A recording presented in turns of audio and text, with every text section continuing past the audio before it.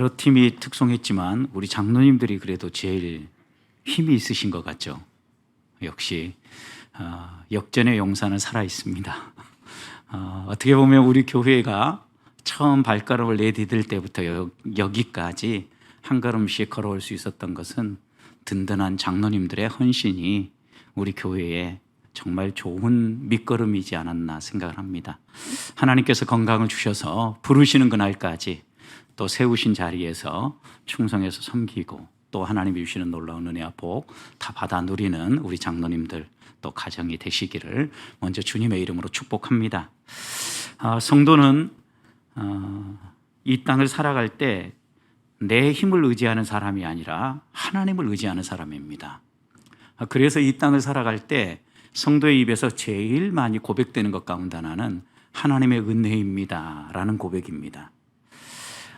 다른 사람이 생각할 때는 분명히 자기가 열심히 일한 것 같고 또 땀을 뻘뻘 흘리면서 봉사를 했는데도 불구하고 입에서는 하나님의 은혜로 이렇게 가능했습니다 라고 고백하는 걸 보면서 저 사람들은 좀 이상하다, 세상 사람들은 생각을 합니다.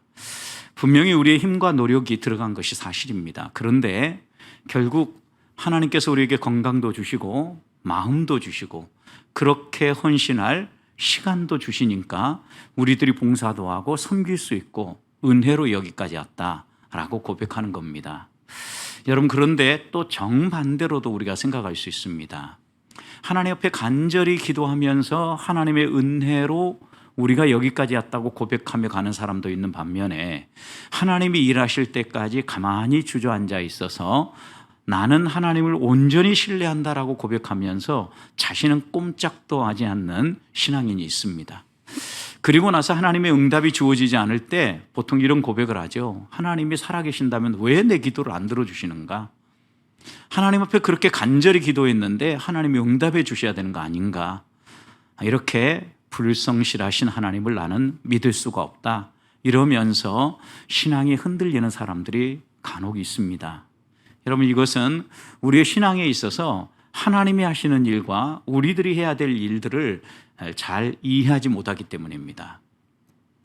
구원 사역에서만큼은 전적인 하나님의 역사이지만 구원받은 이후에 성도가 살아가는 삶은 하나님의 은혜와 함께 우리의 헌신과 봉사가 함께 어우러지면서 하나님 나라가 확장되어지고 하나님의 뜻이 이루어진다라는 겁니다. 분명히 지난주 우리가 살폈던 것처럼 하나님이 하신다라고 얘기하십니다. 우리를 거룩하게 변화시키는 것도 우리를 다듬는 것도 하나님이 하셔요. 그런데 오늘 말씀을 보면 또 우리들이 해야 할 것도 있다라고 얘기하는 거예요. 우리들이 이 땅에서 그런 일들을 하지 않으면 이루어지기 어려운 일들이 많이 있어요. 심지어 하나님께서 우리에게 약속해 주시고 반드시 이렇게 이루어 주시겠다 말씀하신 것도요, 기도하라고 이야기를 합니다. 이스라엘 백성이 애굽에 내려간 것은요, 전적인 하나님의 섭리 가운데 내려갔죠. 그 당시 고대 근동에 큰 기근이 일어났을 때 유일하게 곡식이 풍성한 곳이 애굽이었고 하나님께서 요셉을 통하여서 큰 흉년 가운데도 곡식이 많도록 계획을 세워주었기 때문에 수많은 사람들이 애굽으로 몰려들었고 애굽에서 곡식을 구하고자 했습니다. 야곱의 가족도 예외가 아니었죠. 이렇게 내려간 애굽에서의 생활입니다. 한두 해로 끝날 줄 알았는데, 한 세대로 끝날 줄 알았는데 여러 세대, 한 70년 정도를 한 세대로 본다고 하면 적어도 6세대가 내려가도록 이스라엘 백성은 애굽에서 나오지 못했습니다. 처음에는 이스라엘 백성들이 애굽 땅에서 자리매김을 하고 인정을 받고 생활을 했습니다. 그런데 시간이 흘러가면서 세대가 내려가면서 또 요셉을 알지 못하는 왕이 등극하면서 이스라엘 백성은 종살이로, 노예로 바뀌기 시작한 겁니다. 출애굽기 1장의 말씀을 보면 적어도 이들이 400년을 채워갈 즈음에는 노동으로 인하여서 심각하게 고난을 겪고 있었습니다. 사람들이 곰곰이 살펴보니까 이스라엘 백성이 어려움 가운데서도 번성하거든요. 하나님이 그들과 함께하기 때문에요.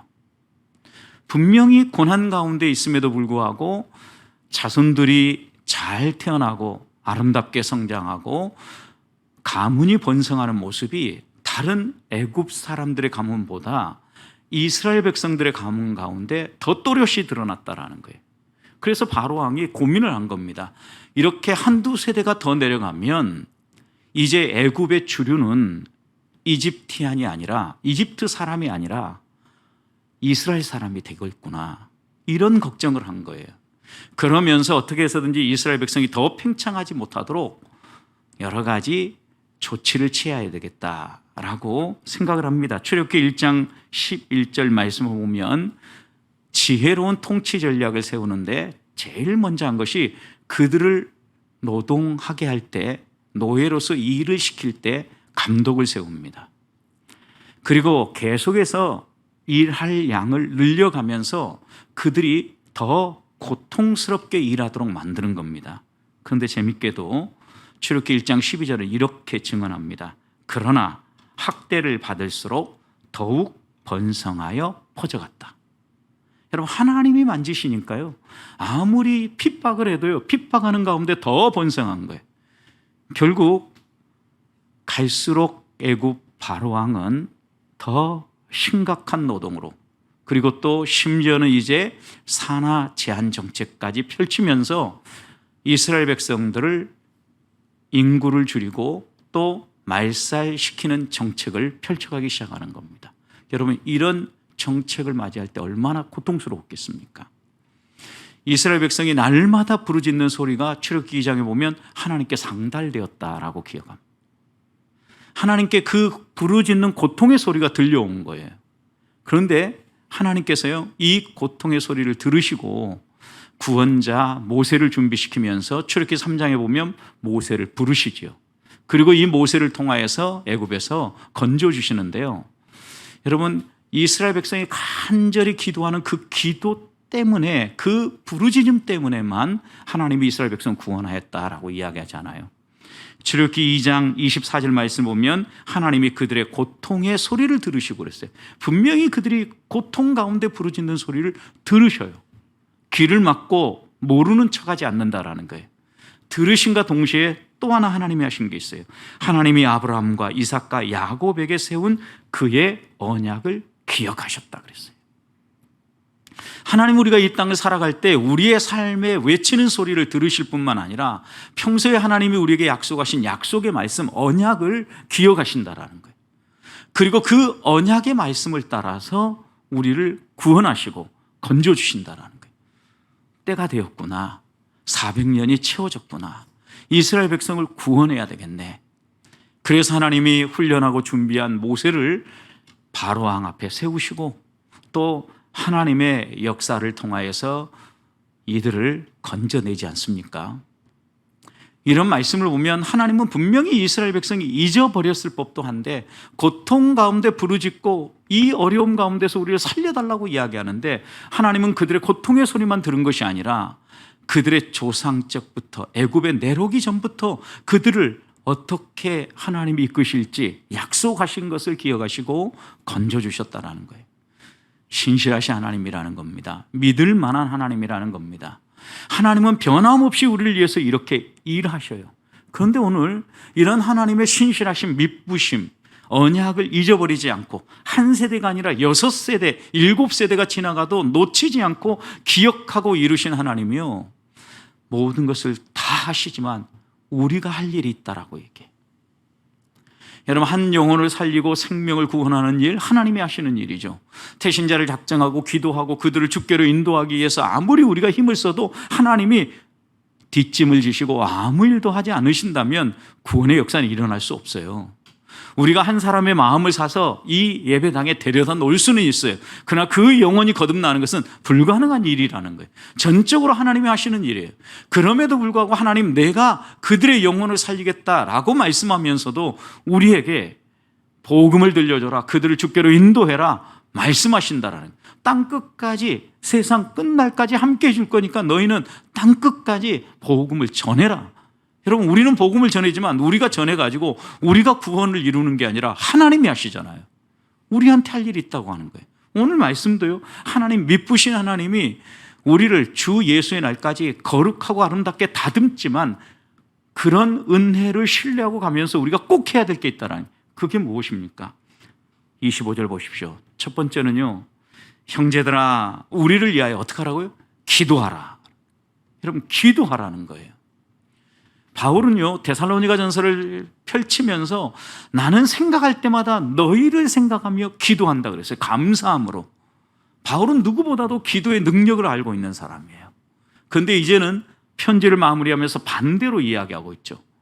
형제들아, 데살로니가 교회 형제들아, 우리를 위하여, 바울과 디모데와 실라를 위하여 기도하라. 여러분, 시작할 때는 내가 기도할 때마다 너희를 잊어버리지 않고 너희를 위해서 간절히 기도한다라고 이야기했던 그 바울이 이제는 데살로니가 교회 성도들에게 나와 함께 일하는 동력자들, 이들을 위해서 기도해달라라고 요청하는 거예요. 여러분, 하나님이 하시는 일이 있지만 우리가 해야 될 일은 첫 번째 기도라는 거예요. 하나님은요, 우리가 기도할 때 하나님이 우리에게 약속하신 언약을 더 분명하게 기억하실 뿐만 아니라 우리가 기도할 때 그 기도 소리를 들으시고 이루시는 분이시라는 사실입니다. 여러분, 바울은 어떻게 보면 그 당시로 이야기하면 선교사이고 또 한 교회로 생각한다면 그들에게 복음을 들려주고 교회를 세운 담임 목사라고 할 수 있습니다.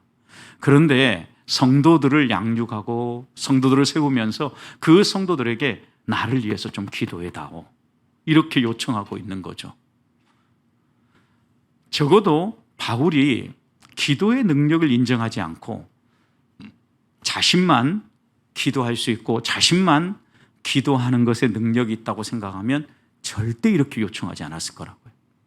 하나님이 담임 목사인 바울에게만이 아니라 모든 성도들에게 똑같은 기도의 특권을 주었다는 것을 믿었기 때문에 나를 위해서는 너희들이 기도했으면 좋겠다, 우리 선교하는 팀을 위해서는 너희들이 기도했으면 좋겠다, 이렇게 말씀하면서 기도해달라고 요청하고 있는 겁니다. 여러분, 실제로 우리가 살아가는 교회도 보십시오. 교회가 시험에 빠지고 교회가 여러 가지 어려움에 휘말릴 때 그때가 언제인가 보십시오. 담임 목회자뿐만 아니라 여러 사역자들을 향한 기도가 줄어들 때입니다. 왜냐하면 사탄은 교회에 있는 담임 목사나 사역자들을 흔들면 성도들도 흔들린다는 걸 알기 때문에 그래요. 제일 앞에 서 있는 담임 목사를 비롯한 사역자들, 앞장서 섬기는 사람들이요, 사탄의 제일 첫 번째 공격 대상이거든요. 삶이 흐트러지고 영성이 바닥을 쳐보십시오. 아무리 명쾌한 메시지를 전할지 몰라도 그 메시지에는 힘이 실릴 수가 없어요. 성령의 역사가 따라올 수 없다고요. 그렇기 때문에 깨어 기도함이 필요하고 항상 하나님 앞에서 먼저 사역자들 뿐만 아니라 앞장서 섬기는 일꾼들이 깨어 있기 위해서 기도해야 하는 겁니다. 바울은 그래서 데살로니가 교회만이 아닙니다. 로마 교회 성도들에게 편지를 쓸 때에는 로마서 15장 30절부터 32절 말씀을 보면 나를 여러 핍박하는 사람들로부터 좀 안전하게 건져주시도록 기도해달라고 요청을 합니다. 그리고 무엇보다도 하나님이 함께 해주셔서 내가 지금 이방인들에게 모금한 구제 헌금을 가지고 예루살렘 교회에 가는데 예루살렘 교회가 이것을 좀 거부하지 말고 받아들이게 해달라고 기도 요청을 합니다. 그리고 이 일이 끝나면 내가 로마에 있는 너희 교회에 가서 너희들과 교제하기를 원하는데, 말씀을 나누기 원하는데 평안하게 너희를 만날 수 있도록 기도해달라. 여러분, 바울은요 구체적으로 기도 요청을 했어요. 로마에 있는 성도들에게. 그 상황에 지금 제일 필요한 기도 제목이 무엇인가? 로마에 있는 성도들만이었습니까? 에베소 교회에는 에베소서 6장 19절 이렇게 요청합니다. 또 나를 위하여 구할 것은 내게 말씀을 주사 나로 입을 열어 복음의 비밀을 담대히 알리게 하옵소서. 마게도냐와 아가야 그 여러 지역을 돌아다니면서 복음을 전할 때 특별히 에베소 교회를 위하여서 편지를 쓰지 않습니까? 고린도에서. 이 고린도에서 편지를 쓸 때 바울의 마음은요, 그 아가야와 그 마게도냐 모든 지역에 복음이 편만하게 선포되기를 원했기 때문에 기도 부탁을 이렇게 하는 거예요. 하나님이 내게 말씀을 주사, 복음을 주사, 이 복음을 담대하게 선포하게 해주십시오. 왜요? 가는 곳마다 유대주의자들, 유대에서 내려온, 예루살렘이나 이 팔레스타인에서 내려온 유대인들이 바울을 핍박하고 잘못된 복음을 전한다라고 회방하고 있었기 때문이에요. 그래서 그는 하나님이 내게 분명한 말씀을 주사 담대하게 선교할 수 있도록 기도해달라고 기도 요청을 하는 겁니다. 골로새 교회도 마찬가지입니다. 골로새 4장 3절 보면 하나님이 전도할 문을 우리에게 열어주시기를 위해 기도해라.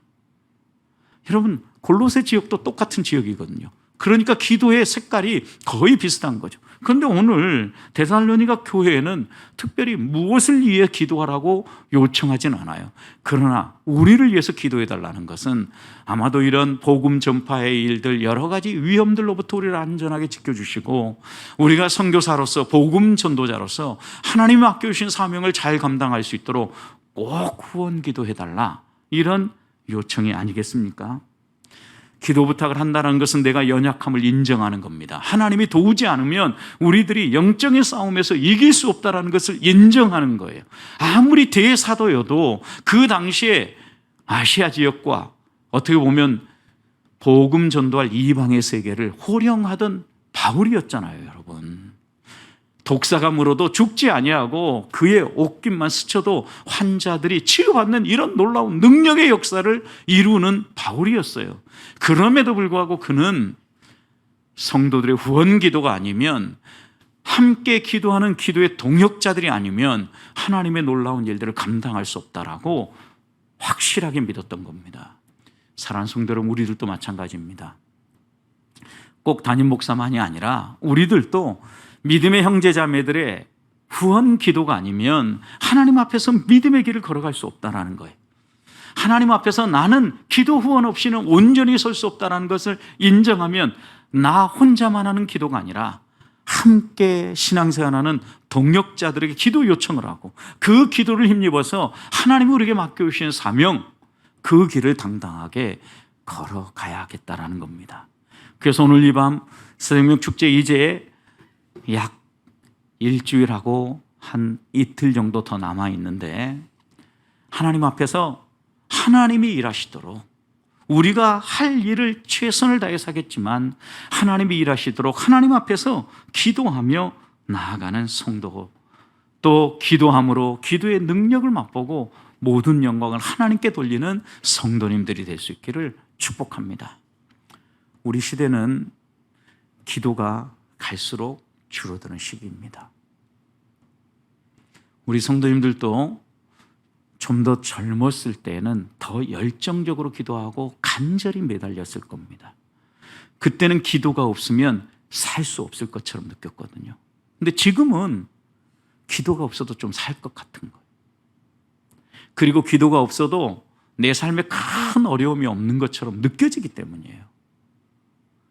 어떻게 보면 사단은 우리들에게 우리의 삶의 평안함으로, 또 우리 가정의 평안함으로 은근히 하나님께 부르짖어 구하는 우리의 기도를 막아서고 있는 겁니다. 그래서 오늘 이 밤에 다시 한 번 더 우리가 회복해야 될 것, 하나님 앞에서 내가 해야 될 것, 기도라는 사실 다시 한 번 기억하면서 오늘 이 밤 하나님 앞에 간절히 기도하고 우리의 기도를 통하여서 다시 힘을 얻고 주 앞에 가까이 나아가는 성도들이 되시기를 주님의 이름으로 축복합니다. 두 번째 해야 할 겁니다. 26절 보십시오. 거룩하게 입맞춤으로 모든 형제에 문안하라 그랬습니다. 여러분, 두 번째 해야 될 것은 서로 인사하며 교제하라는 거예요. 어떻게 인사하라고 얘기합니까? 거룩한 입맞춤으로 인사하라고 얘기합니다. 여기에 입맞춤으로 인사하는 것은 그 당시에 일반적으로 많은 일반 사람들이 행했던 인사법이었다고 합니다. 우리도 인사하면 악수하죠. 또 유대인들은 인사할 때 샬롬 그러면서 인사하죠. 여러분, 이렇게 인사하는 것처럼 그 당시에 사람들은 일반적으로, 이때 이 헬라 지역의 사람들은 입맞춤에 간단하게 인사를 했다라는 거예요. 그런데 이것이 교회 안에서도 자연스러운 인사법이 된 거죠. 그런데 이것이 세상의 인사법하고 구분된다라는 것을 분명하게 바울은 기록하는 거예요. 그래서 그 앞에 한 단어를 더 붙였어요. 무엇입니까? 거룩하게 입맞춤으로. 여러분, 세상 사람들이 일반적으로 하는 그 인사법이 아니라 성도의 거룩하고 구별된 인사법으로 서로 입맞추고 문안하라고 이야기하는 겁니다. 분명히 구별되고 성별된 성도의 교제가 있어야 된다는. 여러분, 성도의 표지, 교회 표지가 무엇입니까? 거룩과 사랑이에요, 여러분. 하나님 앞에서 성도가 거룩하지 않고 또 하나님 앞에서 성도에게 사랑이 묻어나지 않으면 주의 제자라고 말할 수 없잖아요, 여러분. 그래서 우리들이 회복해야 될 것은요, 사랑과 거룩인데 이 사랑과 거룩으로 성도가 서로 교제하면서 서로 입맞춤하면서 함께 하나님 나라를 꿈꾸며 걸어가라는 거예요. 그런데 이렇게 인사할 때 우리들은요, 우리의 마음에 맞는 사람들하고만 인사해요. 또 우리의 마음과 맞는 사람들과 교제해요. 그래서 교회 안에서도요, 또 다른 소그룹이 있다라고 얘기해요. 그런데 오늘 바울은 분명히 이야기해요. 누구하고 문안하라고요? 모든 형제들과 문안하라는 거예요. 교회 안에 소외되고 있는 사람은 없는지, 한 주일이 지나도 전화 한번 해주는 사람이 없는 형제 자매는 없는지 돌아보면서 그들에게 인사하고 그들과 교제 나누라 말씀하는 거예요. 성령 충만했던 초대교회의 모습을 보십시오. 성령으로 충만하고 바울이 전한 복음을 듣고 회심하니까 사도행전 2장 44절부터 47절 말씀을 보니까 그들이 가진 모든 물건을 서로 통용했어요. 그 누구도 자기 것을 자기 것이라 하지 아니하고 서로 필요에 따라서 나눠 썼다라는 거예요. 여러분, 이렇게 나눠 쓴 것만이 아니라 성전에 모이기를 힘썼고, 모이면 기도하고, 모이면 말씀을 배우고, 모이면 하나님 앞에서 자신들을 돌아보며 믿음의 사람으로 세워가기 위해서 애썼다라는 거예요. 그리고 흩어지면은요, 이렇게 기록했어요. 집에서 날마다 마음을 같이 성전에 모이고, 그리고 난 다음에 집에서 떡을 떼며 기쁨과 순전한 마음으로 음식을 먹었다 그랬어요. 여러분, 집에서 그랬어요. 집에서. 여러분, 그러니까 성전에서 예배당에서 교제하는 것에서 끝나지 아니하고 이것이 어디까지 확장된 거예요? 집에서요. 집에서 서로 떡을 떼며 나누며 교제하며 자기 것을 나누며 믿음의 교제를 나눴다라는 거예요. 우리 그래서 지난 주일 그리고 또 지난 금요일 저녁에도 한번 인사했죠. 옆에 있는 분들하고. 뭐라고 인사했습니까, 여러분? 한번 옆에 있는 분들하고 또 인사해 볼까요? 네. 뭐라고 인사했는지 갑자기 기억이 안 나시면 제가 가르쳐 드리겠습니다. 옆에 있는 분 보시고 이렇게 한번 인사하면 좋겠습니다. 제가 한번 꼭 밥 한 끼 사겠습니다. 이렇게 한번 인사 한번 하겠습니다. 네. 왜 제가 이 인사를 나누라고 하냐면요, 여러분 생각해 보십시오. 성도의 교제가 어떻게 살아나겠어요? 지금 코로나 때문에 거리두기가 시행되어지고 우리가 서로 만나서 교제하는 게 예전처럼 회복되지 않았어요. 예전 같으면요, 하도 모임이 많고 식사할 자리가 많아서 식사할 자리를 좀 선별해야 될 때가 됐는데 요즘은요, 식사할 자리가 없어요. 밥 한 끼 사는 사람들이 그만큼 줄어들었다는. 여러분, 그래서 우리가 코로나 끝나갈 때 이때 우리가 회복해야 될 게 있어요. 성도 가운데 우리가 성도가 서로 문안하며 교제할 때 입 맞추며 교제했다면, 여러분, 우리 조상은요, 대대로 어떻게 인사했어요? 밤새 안녕하셨습니까? 밥 먹었습니까? 여러분, 이것은 어려운 시기의 이야기라고도 하지만 지금도요, 여러분, 누구하고 교제해 보십시오. 그러면 차 한잔 마시는 시간을 잡고요, 식사 함께 나누는 시간을 잡잖아요. 우리가 그만큼 식사하고 밥 한 끼 나누고 차 한잔 마시면 그만큼 친밀하다는 걸 드러내는 거예요. 교회 안에서 우리 형제 자매들이 그래서요, 내가 언제 밥 한 끼 꼭 사겠습니다, 이렇게 말로만 인사할 게 아니라 그 인사한 사람 분명히 보고 한번 꼭 날 한번 잡아서 이번 주가 가기 전에 찾아가서 차 한잔 마시고 식사해야지, 이런 마음이 우리 안에 살아나야 교제가 살아나기 시작하는 거예요. 초대교회 성도들이 은혜 충만하고 성령 충만하니까 날마다 모일 뿐만 아니라요, 각각의 집에서 떡을 떼며 먹고 나누며 교제했다라는 거예요. 여러분, 우리 안에 무엇이 제일 좋은 교제인가 생각해 보십시오. 우리가 가진 것 나누고요, 우리가 같이 식사하고요, 그러면서 하나님이 우리의 삶 가운데 어떻게 일하셨는지를 함께 나누는 거, 이것처럼 좋은 교제가 없어요. 저는 우리들이 해야 될 게 이런 교제를 살려내는 거예요. 하나님 앞에서 2023년을 준비하면서 무엇을 위해서 기도할까? 무엇을 위해서 우리 성도들과 함께 달려가야 될까 기도하는데 하나님 주시는 말씀이 있어요. 하나님 분명히 우리에게 회복되기를 원하는 게 있다고요. 한 해 동안 우리가 좀 더 힘써야 되겠는데 이 한 해가 열리기 전에 한 해를 마무리하는 길목에서 또 결실의 계절 이 가을에 우리가 우리의 교제를 더 살려내므로 정말 성도의 삶이 무엇인지 우리 주변에 있는 사람들, 특별히 우리가 전도하려고 작정한 태신자들이 야, 정말 저게 진짜 믿는 사람들의 모습이지, 이런 마음을 먹고 나도 신앙생활을 해봐야 되겠다, 이렇게 마음을 먹고 예배당에 나오는 은혜가 있기를 주님의 이름으로 축복합니다. 세 번째 해야 될 것이 있습니다. 27절을 보십시오. 내가 주를 힘입어 너희를 명하노니 모든 형제에게, 그 다음 뭐라고요? 이 편지를 읽어줘라. 이 편지가 뭡니까? 데살로니가 전서, 데살로니가 후서, 이렇게 말할 수 있겠죠, 여러분. 이 편지를 읽어주라는 거예요. 왜냐하면 데살로니가 전후서가 두 개로 되어 있지 않고 하나로 되어 있기 때문에 지금 제가 여러분들에게 말씀드립니다. 이 편지를 읽어줘라. 데살로니가서를 읽어주라는 거예요. 여러분, 이것은 하나님의 말씀을 들려주라는 거예요. 하나님의 말씀을 너희 공동체 안에서 못 듣는 사람이 없도록 모든 형제들에게 들려주라는 거예요. 여러분, 여기도 역시 마찬가지예요. 바울은 정확하게 모든 형제에게 이 편지를 읽어줘라라고. 여러분, 읽으라고 전달하는 게 아니에요. 이 말씀을 받는 사람들에게 이 편지를 어떻게 하라고요? 읽어주라고 얘기하는 거예요. 왜? 그 당시에는요, 이 편지가 여러 부 가지고 가서 사람들이 다 소지할 수 있었던 것이 아니라 편지를 가지고 함께 예배하는 예배 자리에서 편지를 낭독해 줌으로 성도들이 들었기 때문에 그래요. 읽어주라는 거, 읽어주라는 거. 결국 하나님의 말씀을 나누라는 거죠. 그런데 여기 보십시오. 다시 말씀을 보면 바울은요, 이것이 명령이다라고 이야기하는데 자신의 명령이 아니라 누구의 명령이라고 얘기합니까? 주를 힘입어 너에게 명한다. 결국 이 얘기는 주님의 뜻이다, 주님의 명령이다. 그러니 너희가 이 편지를 꼭 읽어줘라 라고 당부하고 있는 거예요. 여러분, 이걸 오늘 우리들에게 한번 적용해 보십시오. 성도들과 함께 밥 한 끼 나누고 식사하고 교제하면서 우리들이 또 살려내야 될 것이 있어요. 그것이 무엇입니까? 하나님의 말씀을 나누는 거예요.